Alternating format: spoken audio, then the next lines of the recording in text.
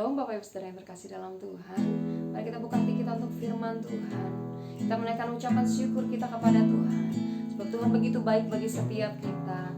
Oleh karena kekuatannya, oleh karena firman-Nya yang selalu memberikan kekuatan bagi setiap kita.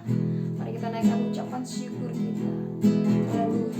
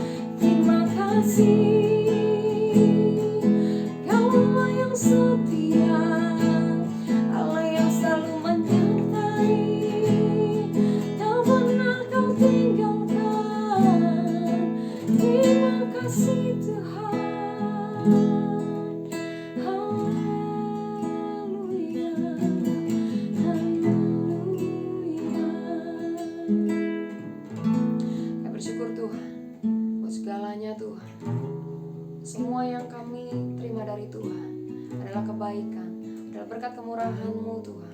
Terima kasih Kau begitu baik, Kau Allah yang sangat baik bagi setiap kami Tuhan. Tuhan pimpin kami menjalani hari ini Tuhan.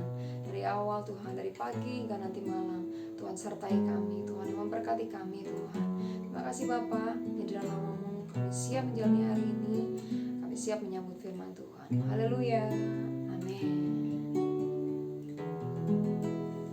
Selamat pagi, salam damai, sejahtera dan sukacita buat kita sekalian. Saudara, pagi ini kita memasuki hari pertama pada tahun 2022 ini. Dan hari ini saya akan sharingkan firman Tuhan dengan tema tinggal atau tetap pergi. Dari Kejadian pasal 26 ayat yang kedua, firman Tuhan berkata, "Lalu Tuhan menampakkan diri kepadanya serta berfirman, janganlah pergi ke Mesir, diamlah di negeri yang akan kukatakan kepadamu." Saudara kasih Tuhan, ayat ini berkata bagaimana Tuhan yang berkata kepada Ishak untuk tidak pergi ke Mesir. Saudara yang kasih Tuhan, keputusan untuk pergi atau tinggal tetap itu merupakan keputusan besar. Perlu pertimbangan yang matang sebelum memutuskan. Nah, jika kita mengambil keputusan yang secara gegabah, ya, hanya karena dorongan emosi sesaat dan bukan dengan pikiran yang jernih, maka ini akan berdampak ya sangat buruk ya bagi hidup kita. Ada dua contoh kasus di dalam Alkitab. Ya, kita bisa melihat bagaimana Elimelek, ya dia ini suami Naomi dan juga Ishak. Ya. Kedua-duanya saat itu sedang mengalami masalah yang sama. Ya, ketika negeri mereka sedang dilanda oleh kelaparan hebat. Ya. Nah, kita melihat bagaimana keluarga Elimelek ya memilih untuk meninggalkan Bethlehem ke Moab. Ya.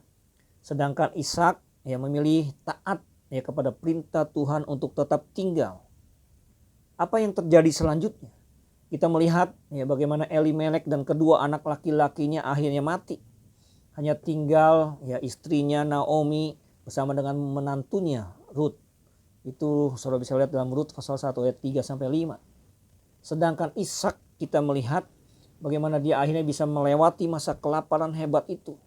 Bahkan saudara kasih Tuhan, dia menjadi orang yang sangat kaya dan diberkati Tuhan. Saudara bisa lihat dalam Kejadian pasal 26 ayat yang ke-13.